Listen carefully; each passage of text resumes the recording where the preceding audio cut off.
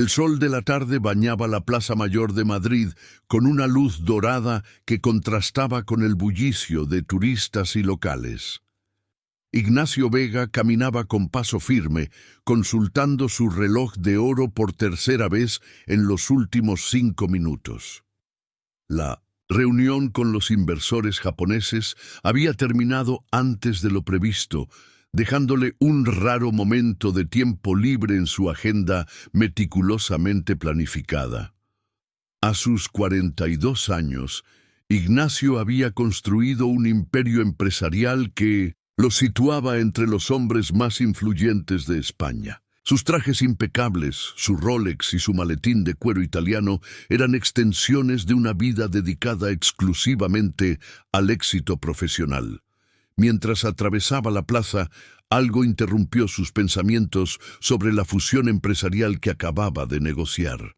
Un sonido discordante en medio del murmullo alegre de la plaza. Llanto, el llanto de un niño. Normalmente, Ignacio habría continuado su camino, pero algo en aquel sollozo quebró su rutina. Giró la cabeza y vio a un pequeño sentado solo en un banco, con la cabeza gacha y los hombros temblorosos. Ignacio dudó. Los niños nunca habían formado parte de su mundo. Sin embargo, miró alrededor y no vio a ningún adulto acercándose al pequeño. Con un suspiro de resignación, cambió su rumbo. «¿Estás bien?», preguntó manteniendo una distancia prudente. El niño levantó la mirada, revelando unos ojos marrones inundados de lágrimas que provocaron en Ignacio una extraña sensación de familiaridad. «¿Dónde están tus padres?». El pequeño, de unos 7 años, vestía una camiseta roja y pantalones cortos. Sus zapatillas deportivas, aunque de buena calidad, mostraban el desgaste propio de un niño activo. «No encuentro a mi mamá», respondió entre sollozos. «Estábamos aquí y luego ya no estaba». Sus palabras salían entrecortadas por el llanto. «Me dijo que si alguna vez nos separábamos, me quedara quieto donde estaba». Ignacio miró a su alrededor, buscando a alguna mujer angustiada que pudiera ser la madre del niño. La plaza estaba llena, pero nadie parecía buscar a un pequeño perdido. «¿Cómo te llamas?», preguntó sentándose finalmente en el extremo opuesto del banco. «Mateo», respondió el niño, secándose las lágrimas con el dorso de la mano. «Mateo Herrera». Algo se removió en el interior de Ignacio. «Herrera, un apellido común», se dijo, intentando ignorar la punzada que sintió en el pecho. «Yo soy Ignacio. ¿Sabes el nombre completo de tu mamá? Podríamos buscarla juntos o pedir ayuda a la policía». El niño asintió, más calmado ahora que tenía compañía. «Se llama Sofía Herrera». Y entonces, como si quisiera asegurarse de que este extraño entendiera la importancia de su madre, añadió: «Es la mejor mamá del mundo. Siempre me cuida y nunca me deja solo. Algo malo debe haberle pasado». Ignacio sintió que el suelo bajo sus pies se desvanecía. Sofía Herrera. Un nombre que había intentado enterrar en lo más profundo de su memoria durante casi 8 años. Un nombre que pertenecía a la única mujer que había amado verdaderamente, la única que había logrado traspasar las murallas que protegían su corazón. La mujer que había desaparecido de su vida sin explicación alguna, dejándolo con preguntas sin respuesta y un vacío que ningún éxito empresarial había logrado llenar. «Tu mamá», logró articular, intentando mantener la compostura. «¿Cómo es ella?». Mateo rebuscó en el bolsillo de sus pantalones y sacó una fotografía doblada. «Siempre llevo esta foto conmigo. Mamá dice que es importante tenerla por si alguna vez nos separamos». Con manos temblorosas, Ignacio tomó la fotografía. Era ella, sin duda. Sofía, con su sonrisa radiante y sus ojos expresivos, abrazando a Mateo en lo que parecía ser el Parque del Retiro. Pero había algo más en aquella imagen que golpeó a Ignacio como una revelación inesperada. Los rasgos del niño, la forma de sus ojos, la curva de su sonrisa, eran un reflejo de los suyos propios. «¿Cuándo es tu cumpleaños, Mateo?», preguntó con un nudo en la garganta. «El 15 de octubre», respondió el niño. «Cumpliré 8 años». Ignacio hizo un rápido cálculo mental. 8 años. Sofía había desaparecido de su vida hace casi 8 años, sin explicación, justo cuando su relación parecía más sólida que nunca. Las piezas comenzaban a encajar en un rompecabezas que nunca supo que existía. Era posible. ¿Podría este niño ser...? «Mateo», dijo, intentando que su voz sonara tranquila, «vamos a encontrar a tu mamá. Te lo prometo». Y mientras sacaba su teléfono para llamar a la policía, una certeza se instaló en su corazón. Su vida acababa de cambiar para siempre. Los siguientes días transcurrieron como en un sueño febril para Ignacio. Tras la desaparición de Sofía, la policía había iniciado una investigación, pero sin indicios de violencia o secuestro. Las autoridades trataban el caso como una desaparición voluntaria. Ignacio, sin embargo, conocía a Sofía. Jamás abandonaría a su hijo voluntariamente. Algo grave había ocurrido y estaba determinado a descubrirlo. Con la ayuda de sus contactos y recursos, Ignacio había conseguido la custodia temporal de Mateo mientras la investigación avanzaba. El niño ahora dormía en una de las habitaciones de su ático en el barrio de Salamanca, un espacio minimalista y frío que nunca había estado preparado para acoger a un niño. La primera noche, Mateo había llorado hasta quedarse dormido, abrazado a un peluche desgastado que llevaba consigo.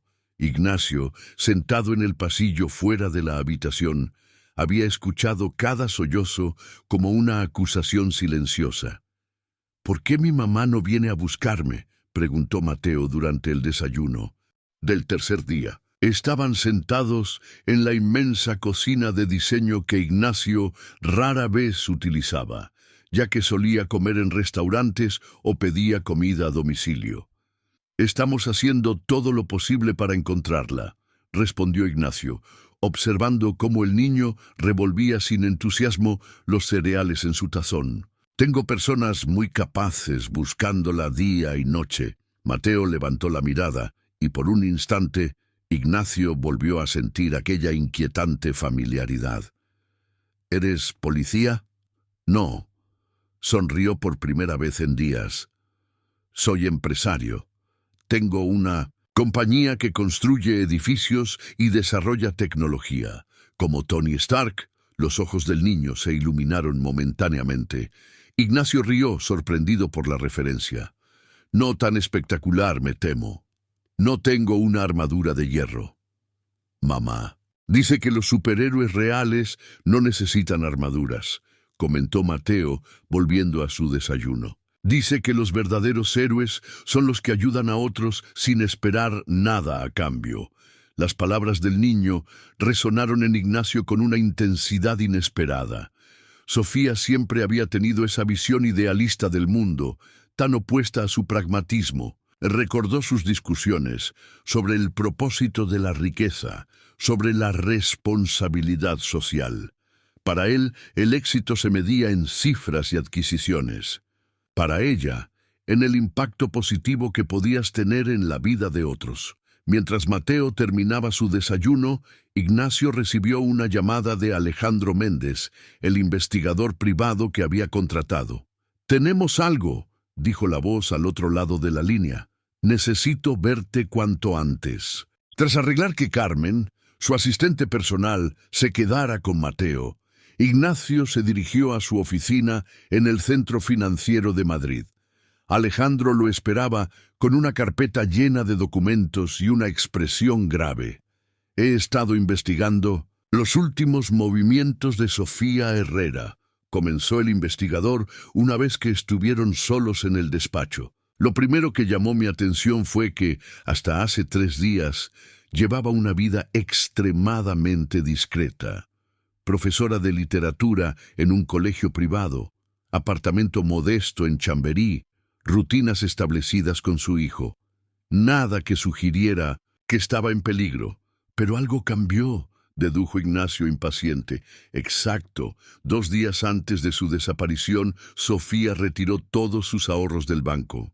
No era una cantidad significativa, pero representaba todo lo que tenía. Luego revisó las cámaras de seguridad del colegio donde trabajaba. Alejandro deslizó una fotografía sobre el escritorio. Este hombre estuvo merodeando cerca del colegio la semana pasada. Los guardias lo interceptaron cuando intentaba entrar durante el horario escolar. Ignacio observó la imagen pixelada. Un hombre de complexión robusta, gafas oscuras, actitud sospechosa. No lo reconocía, pero algo en su postura le resultaba familiar. ¿Quién es? Su nombre es Víctor Salgado. Y aquí viene lo interesante. Alejandro hizo una pausa dramática. Trabajó para Grupo Ferran hasta hace 5 años.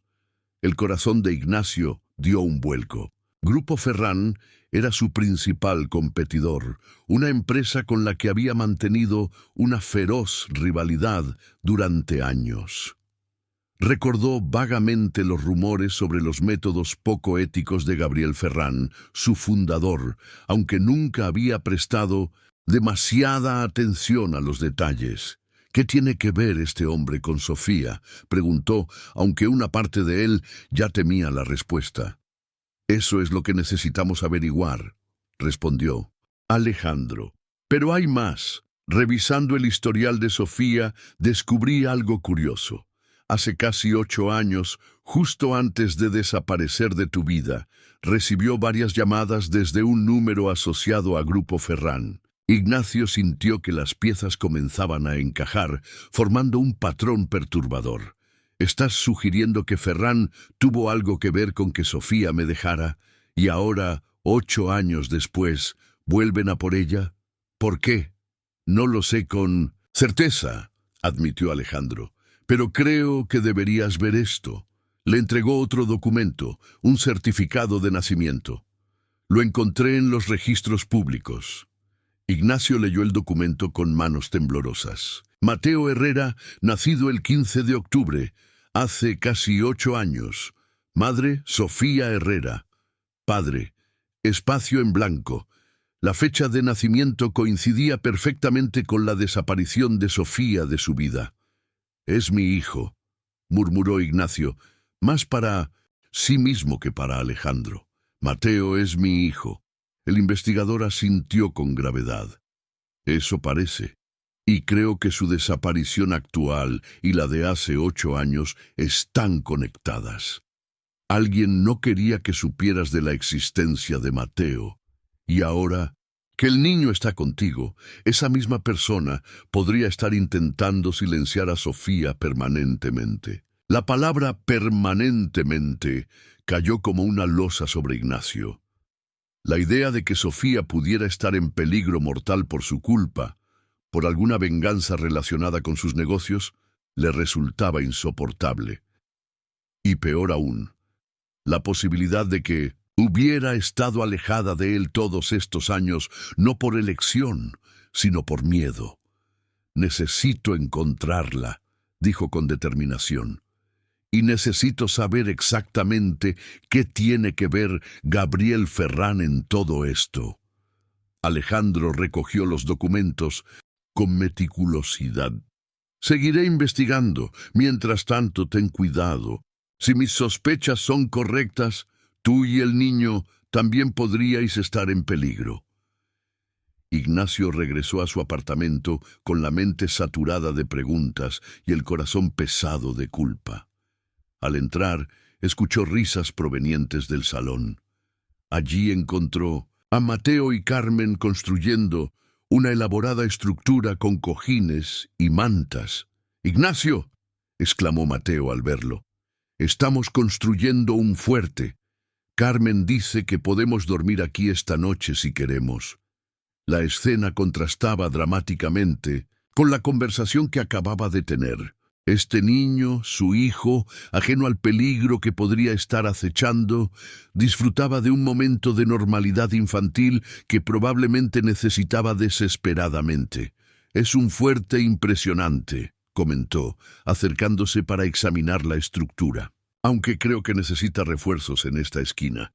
Mateo sonrió, y por un instante Ignacio vio en él a Sofía. La misma sonrisa luminosa, la misma chispa de inteligencia en los ojos, como no lo había notado antes.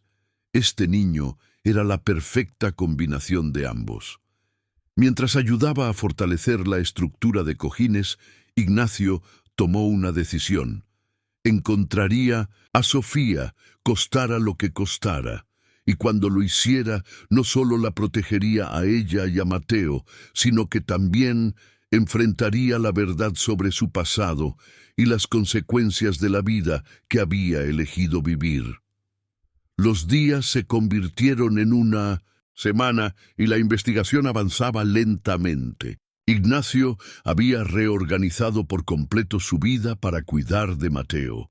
Las reuniones se trasladaron a su apartamento. Las videoconferencias reemplazaron a los viajes de negocios y por primera vez en décadas delegó responsabilidades importantes en su equipo directivo.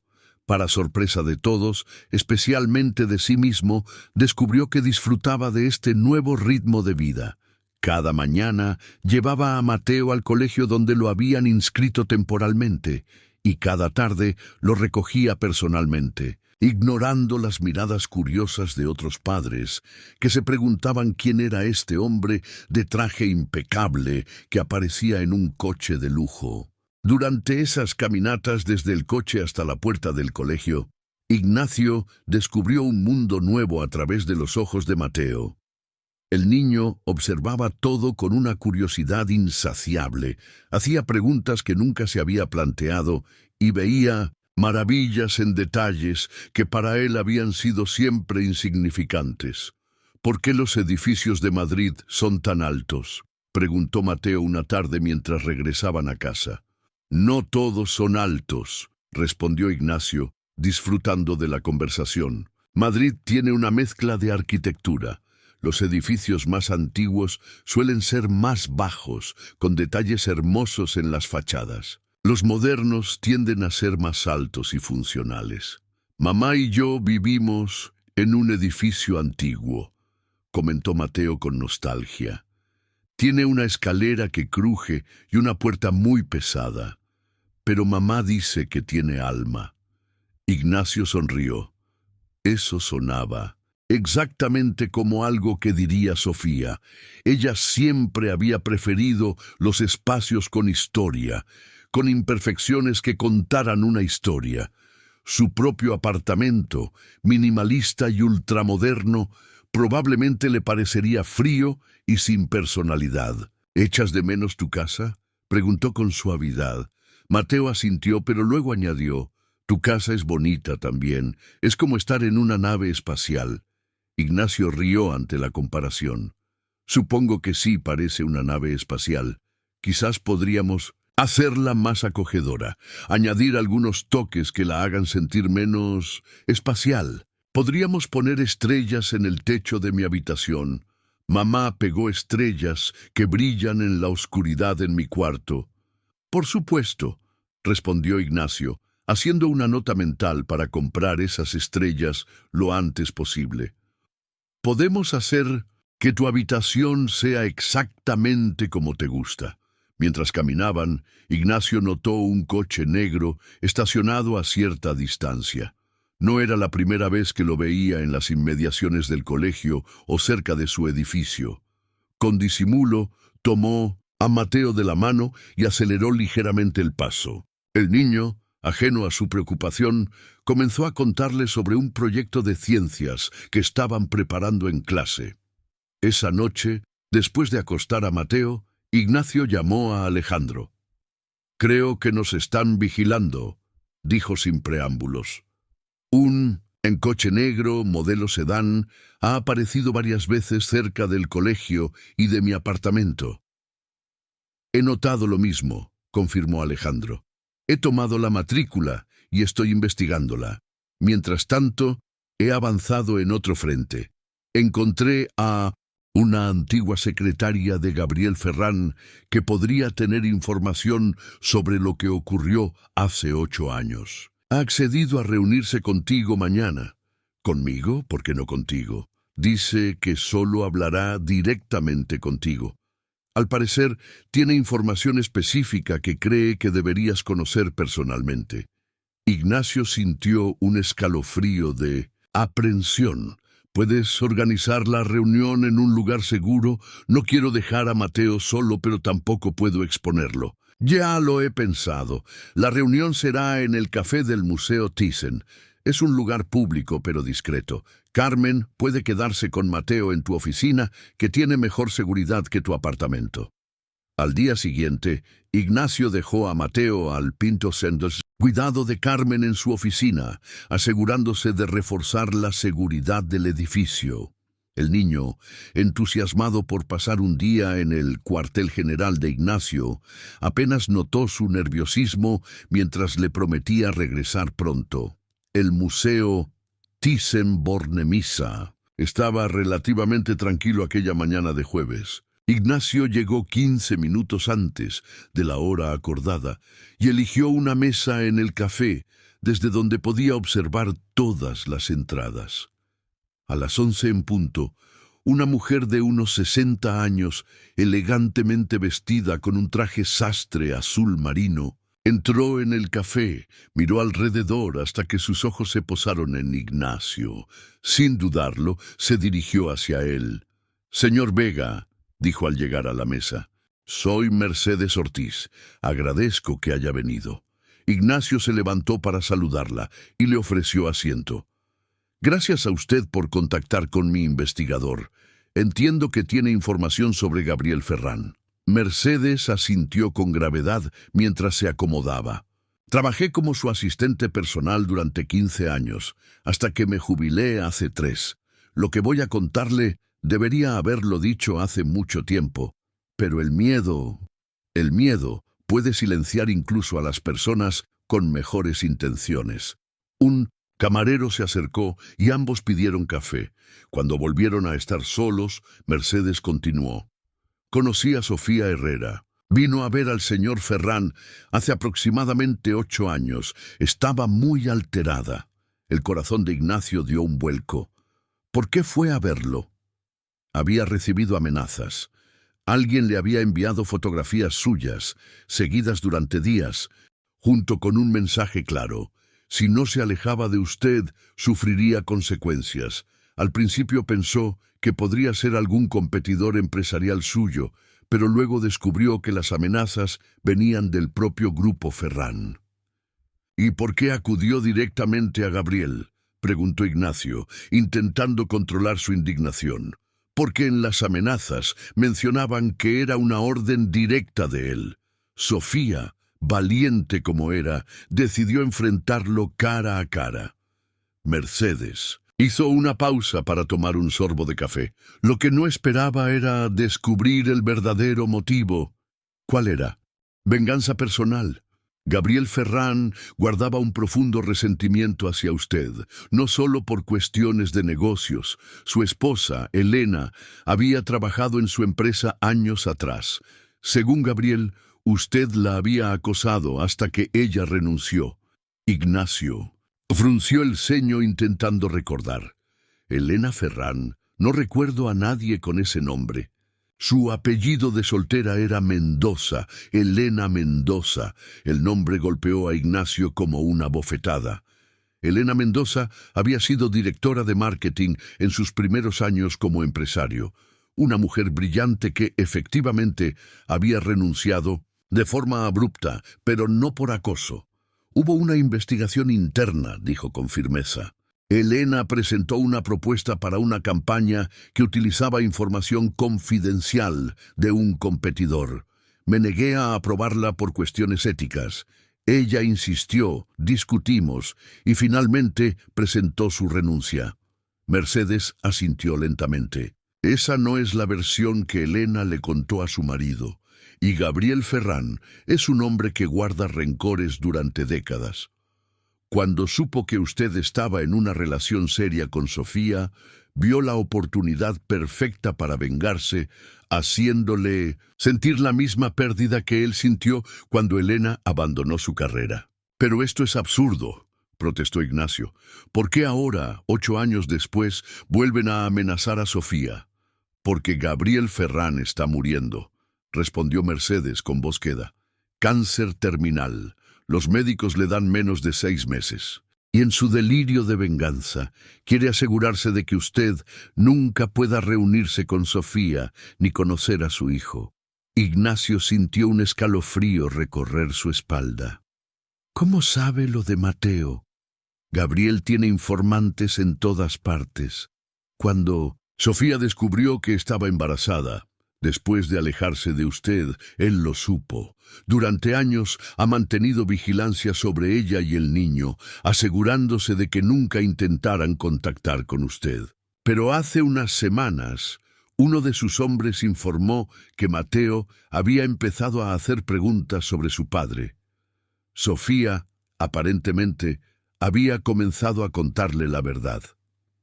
Y por eso decidieron actuar ahora, concluyó Ignacio, sintiendo cómo las piezas encajaban. ¿Dónde está Sofía? ¿Lo sabe? Mercedes negó con la cabeza. No, con certeza, pero antes de jubilarme, Gabriel adquirió una propiedad en las afueras de Toledo, una casa aislada, con medidas de seguridad. Siempre me pareció extraño, ya que nunca la utilizaba. Podría ser un lugar para mantener a alguien retenido. Ignacio apretó los puños bajo la mesa. La idea de Sofía cautiva durante días, separada de su hijo, le resultaba insoportable. Necesito la dirección de esa propiedad. La he anotado aquí, dijo Mercedes, deslizando un papel doblado sobre la mesa. Pero debe tener cuidado. Gabriel no está actuando solo. Tiene hombres peligrosos a su servicio, como Víctor Salgado, a quien ya conoce su investigador. ¿Por qué me cuenta todo esto ahora?, preguntó Ignacio, guardando el papel en su bolsillo. Los ojos de Mercedes se humedecieron. Mi nieta tiene la edad de Mateo. No puedo soportar la idea de que un niño crezca sin su madre o que una madre sea separada de su hijo. He guardado silencio demasiado tiempo, permitiendo que el miedo me controlara. Ya no más. Ignacio asintió con gratitud. Gracias, Mercedes. Su información podría salvar a Sofía. Hay algo más que debe saber, añadió ella, inclinándose hacia adelante. Sofía nunca dejó de amarlo. Cuando venía a la oficina para las revisiones que Gabriel exigía, a veces la escuchaba hablar de usted con su hijo. Le contaba historias sobre el hombre brillante y generoso que era su padre, aunque nunca mencionaba su nombre. Ese niño ha crecido admirando a un padre que no conocía. Las palabras de Mercedes atravesaron el corazón de Ignacio como una flecha. 8 años perdidos. 8 años de historias, de primeros pasos, de cumpleaños y navidades que nunca recuperaría. Pero aún podía salvar el futuro para los 3. Al salir del museo, Ignacio llamó inmediatamente a Alejandro y le transmitió toda la información. Juntos, elaboraron un plan para investigar la propiedad en Toledo sin alertar a los hombres de Ferrán. Necesitaban actuar con rapidez, pero también con cautela. Un movimiento en falso podría poner en peligro a Sofía. Cuando regresó a su oficina, encontró a Mateo dibujando aplicadamente en la sala de conferencias, rodeado de papeles coloridos. Carmen le explicó que habían estado haciendo manualidades para decorar su habitación. «¡Mira, Ignacio!», exclamó Mateo, mostrándole un dibujo. «Somos tú, yo y mamá. Cuando la encontremos, seremos una familia». Ignacio observó el dibujo, infantil. 3 figuras tomadas de la mano frente a lo que parecía ser su edificio de apartamentos. La simplicidad y la esperanza de aquella imagen le provocaron un nudo en la garganta. «Es precioso, Mateo, y tienes razón, seremos una familia». Esa noche, mientras Mateo dormía, Ignacio repasó el plan con Alejandro por teléfono. Habían contratado a un equipo de seguridad privada de confianza para vigilar la propiedad en Toledo. Las primeras observaciones confirmaban actividad inusual. guardias armados patrullando el perímetro, entregas de comida para más personas de las que aparentemente residían allí. «Tenemos que actuar mañana», insistió Ignacio. «Cada día que pasa es un riesgo para Sofía». «Estoy de acuerdo», respondió Alejandro, «pero necesitamos involucrar a la policía. Con la información de Mercedes y nuestras pruebas de vigilancia, podemos conseguir una orden judicial. Y si Ferran tiene contactos en la policía, no podemos arriesgarnos. Conozco a alguien de confianza en la unidad de secuestros. Puedo hablar con él discretamente, sin poner en marcha todo el aparato policial hasta que estemos seguros». Ignacio accedió finalmente.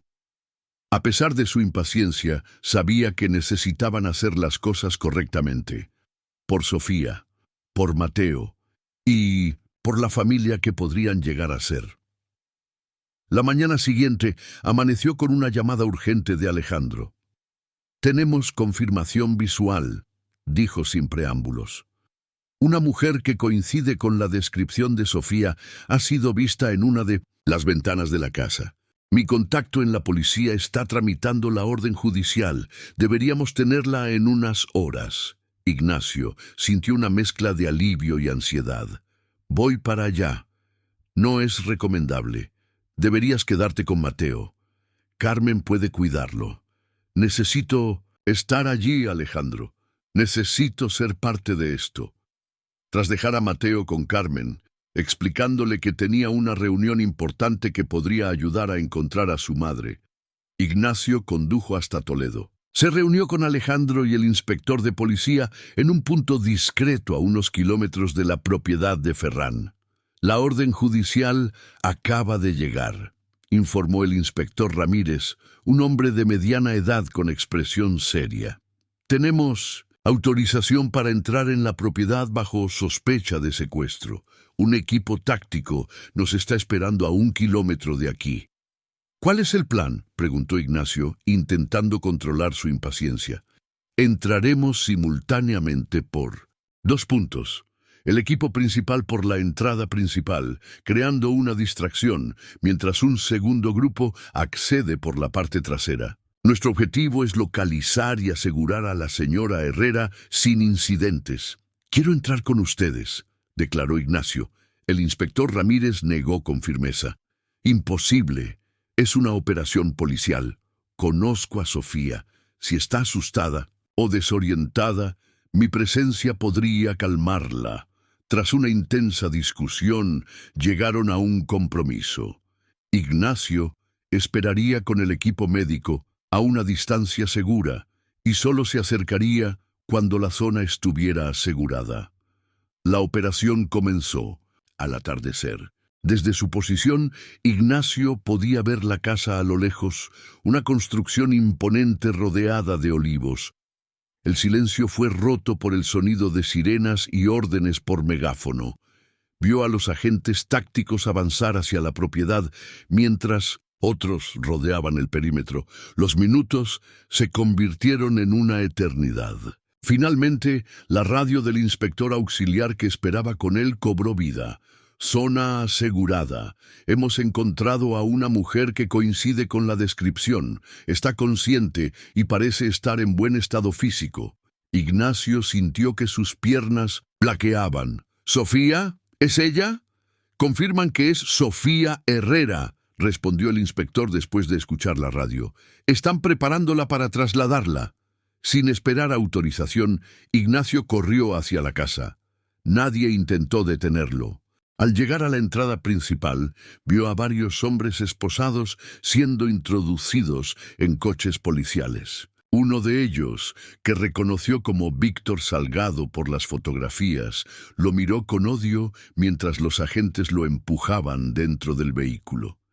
Y entonces la vio, saliendo de la casa, escoltada por una agente femenina, envuelta en una manta, a pesar del calor de la tarde. Sofía, 8 años mayor, con el cabello más corto y algunas líneas nuevas en su rostro, pero indudablemente ella, la mujer que nunca había logrado olvidar. Sus miradas se encontraron a través del caos de la operación policial. Sofía se detuvo, como si hubiera visto un fantasma. Ignacio avanzó lentamente hacia ella, temiendo que pudiera desvanecerse si se movía demasiado rápido. Ignacio, su voz era apenas un susurro. «¿Eres tú? Soy yo, Sofía», respondió, deteniéndose a 1 metro de distancia, respetando su espacio. «Te hemos estado buscando, Mateo y yo». Al escuchar el nombre de su hijo, los ojos de Sofía se llenaron de lágrimas. «Mateo, ¿está bien? ¿Está a salvo?» «Está perfectamente. Te ha echado mucho de menos». Ignacio dudó antes de añadir: «Ambos lo hemos hecho». Sofía dio un paso hacia él temblorosa. «Lo siento tanto, Ignacio. Nunca quise dejarte, nunca quise ocultarte a Mateo. Pero las amenazas. Tenía tanto miedo». «Lo sé todo», la interrumpió suavemente. «Mercedes Ortiz nos contó la verdad. No tienes que disculparte por nada. Soy yo quien debería pedirte perdón por no haberte protegido, por no haberte buscado lo suficiente». Y entonces, como si 8 años de separación forzada se desvanecieran en un instante, Sofía se lanzó a sus brazos. Ignacio la estrechó contra su pecho, sintiendo cómo las lágrimas empapaban su camisa. No eran solo las lágrimas de ella. Él también lloraba, por primera vez en décadas. «Te llevaré con Mateo», murmuró contra su cabello. «Está esperándote». El reencuentro entre madre e hijo fue una explosión de emociones que Ignacio observó desde una distancia respetuosa. En cuanto Mateo vio a Sofía entrar en el apartamento, corrió hacia ella gritando «¡Mamá!», con una voz que mezclaba alegría y alivio. Sofía se arrodilló para recibirlo en sus brazos, y ambos se fundieron en un abrazo que parecía querer compensar cada segundo de separación. Lloraban y reían simultáneamente, mientras Sofía cubría el rostro de su hijo de besos y le susurraba palabras de amor al oído. «Te extrañé tanto, mi vida», decía ella entre lágrimas. «Pensaba en ti cada minuto. Sabía que volverías», respondió Mateo con la inquebrantable fe de un niño. «Le dije a Ignacio que te encontraríamos». Sofía levantó la mirada hacia Ignacio, que permanecía en el umbral de la habitación, dándoles espacio. Sus ojos transmitían una gratitud que iba más allá de las palabras. Él asintió levemente, abrumado por la intensidad del momento. Esa noche, después de que Mateo finalmente se durmiera, exhausto por las emociones del día, pero feliz de tener a su madre de vuelta, Ignacio y Sofía se sentaron en la terraza del apartamento. La ciudad brillaba bajo ellos, ajena al drama que acababan de vivir. Con tazas de té caliente entre las manos, finalmente tuvieron la conversación que habían postergado durante 8 años. «Descubrí que estaba embarazada 2 semanas después de recibir las primeras amenazas», comenzó Sofía, mirando hacia el horizonte iluminado de Madrid. «Fue como una cruel ironía. El momento más feliz de mi vida coincidió con el más aterrador». «¿Por qué no acudiste a mí?», preguntó Ignacio con suavidad, sin reproche en su voz. «Las amenazas eran muy específicas. Decían que te destruirían, que arruinarían todo lo que habías construido. Y cuando supe del bebé...». Su voz se quebró. «Tenía miedo por los dos, por ti y por nuestro hijo. Pensé que alejándome os protegería a ambos». Ignacio extendió su mano sobre la mesa y Sofía entrelazó sus dedos con los suyos. Un gesto simple que cerraba un abismo de tiempo y circunstancias. «Durante años viví con miedo», continuó ella, «cambiando de teléfono, vigilando constantemente a mi alrededor. Ferran me obligaba a presentarme en su oficina periódicamente para recordarme que seguía vigilándome. Me amenazaba con que si alguna vez intentaba contactarte, serías tú, en quien sufriría las consecuencias. ¿Qué cambió? Mercedes mencionó que habías comenzado a contarle a Mateo sobre mí». Sofía sonrió con tristeza. Mateo empezó a hacer preguntas que cada vez eran más difíciles de evadir. «¿Por qué no tengo papá?». «Mi papá no me quiere». Cada pregunta era como una puñalada. No podía soportar que pensara, ni por un momento, que no eras parte de su vida por elección, así que empezaste a hablarle de mí. Le conté todo lo bueno, lo inteligente que eres, lo trabajador, lo generoso cuando realmente te importa algo. Le dije que su padre era un hombre que construía edificios que tocaban el cielo. Sofía rió suavemente. Creo que por eso te comparó con Tony Stark. Ignacio sintió una calidez expandiéndose en su pecho.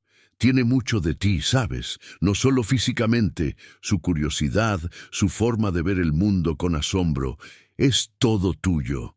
También tiene mucho de ti, respondió Sofía, su determinación, su lógica para resolver problemas. A veces me sorprende con razonamientos que me recuerdan tanto a ti. Permanecieron en silencio por un momento, contemplando los años perdidos y las nuevas posibilidades que se abrían ante ellos.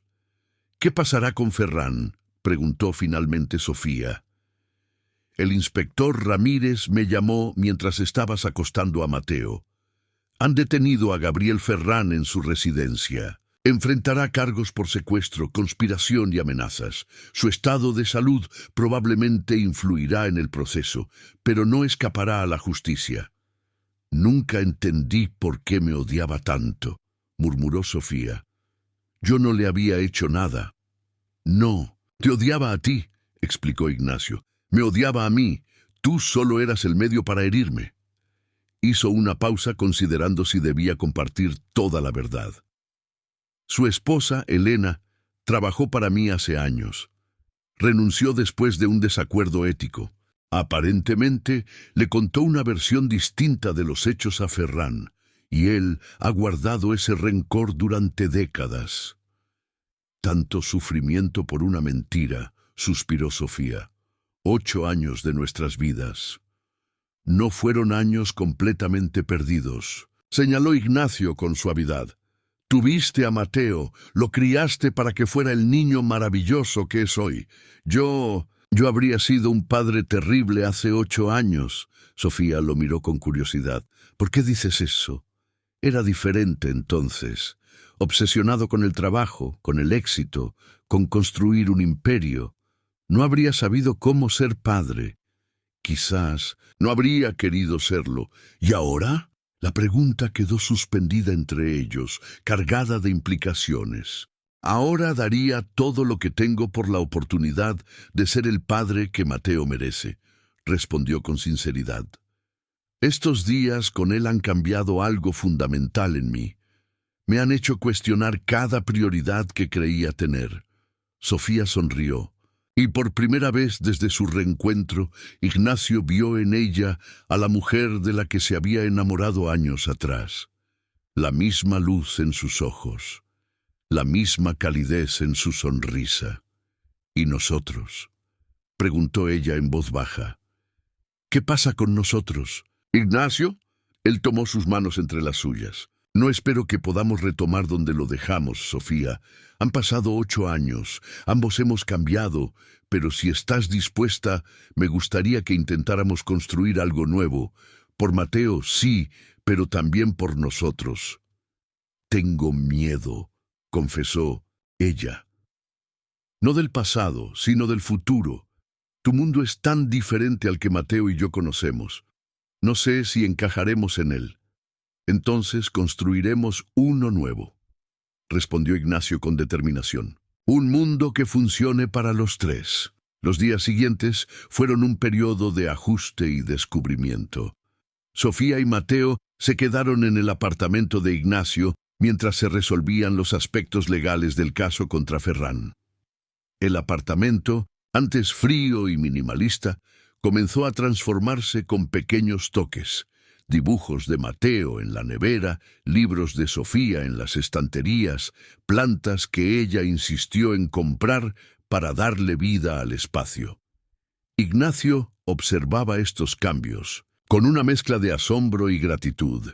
Su hogar, que siempre había sido poco más que un lugar donde dormir entre jornadas de trabajo, se estaba convirtiendo en un verdadero hogar.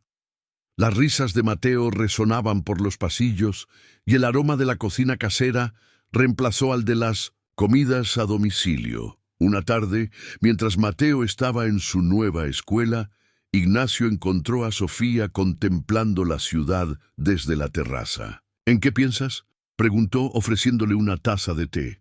«En lo rápido que cambia la vida», respondió ella, aceptando la bebida.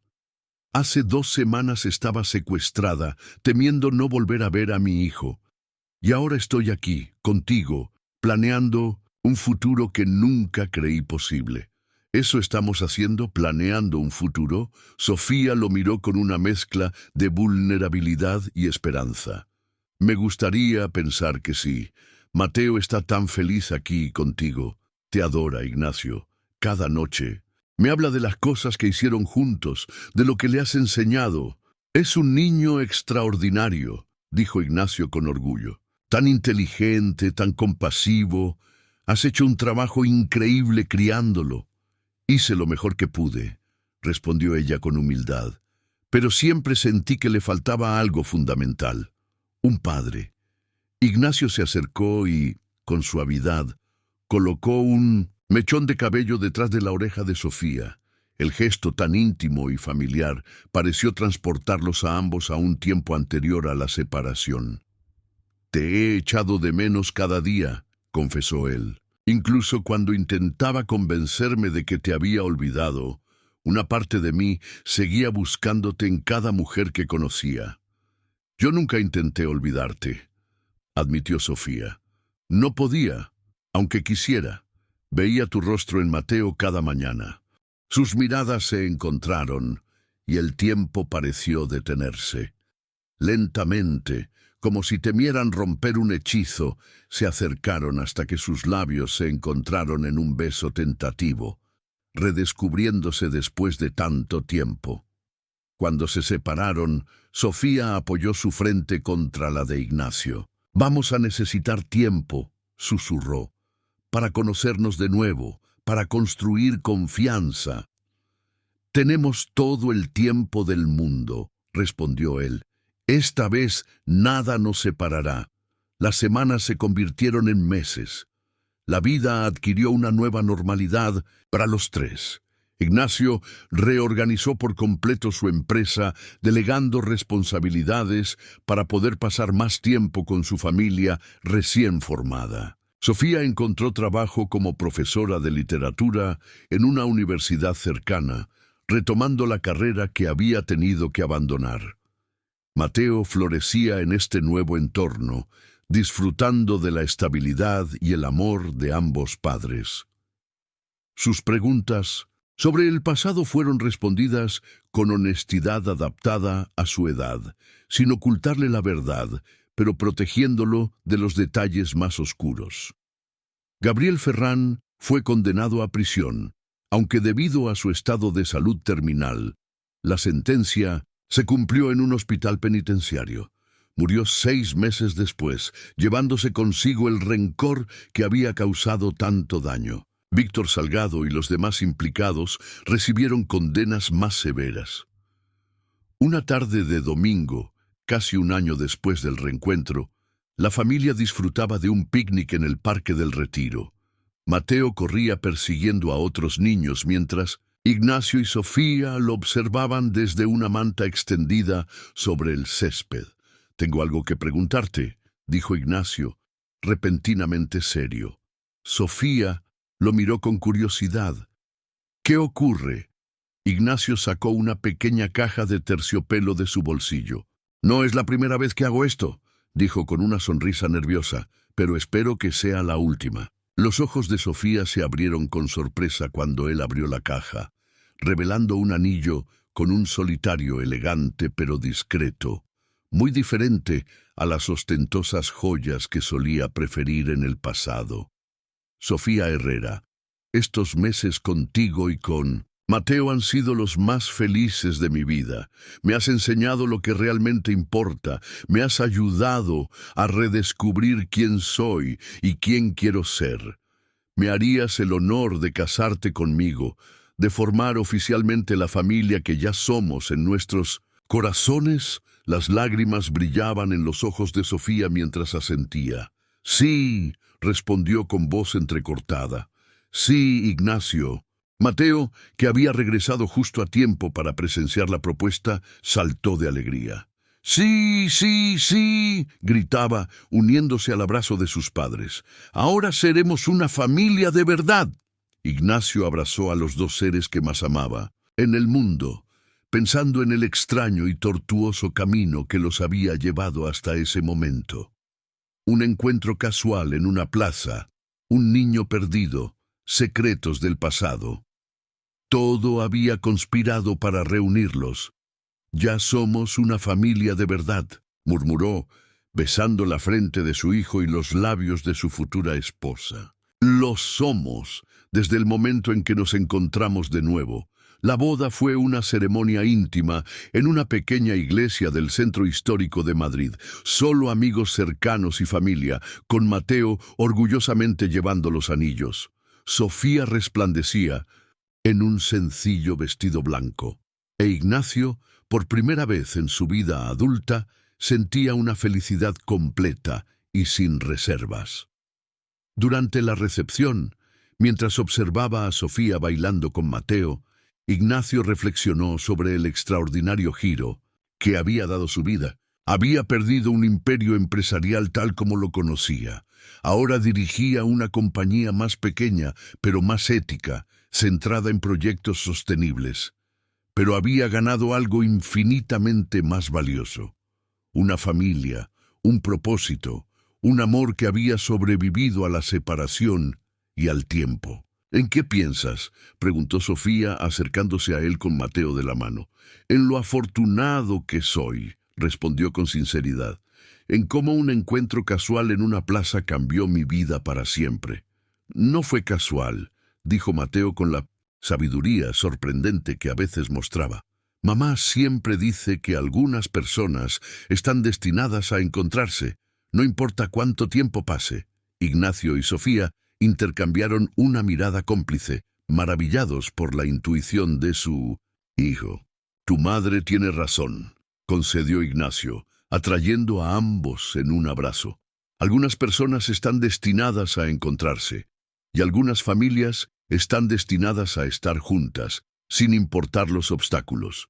Y así, en una plaza movimentada de Madrid, donde todo había comenzado con un encuentro inesperado entre un empresario solitario y un niño perdido, se cerró un círculo de separación y reencuentro, de pérdida y redención. La historia de Ignacio, Sofía y Mateo apenas comenzaba su nuevo capítulo, pero esta vez lo escribirían juntos,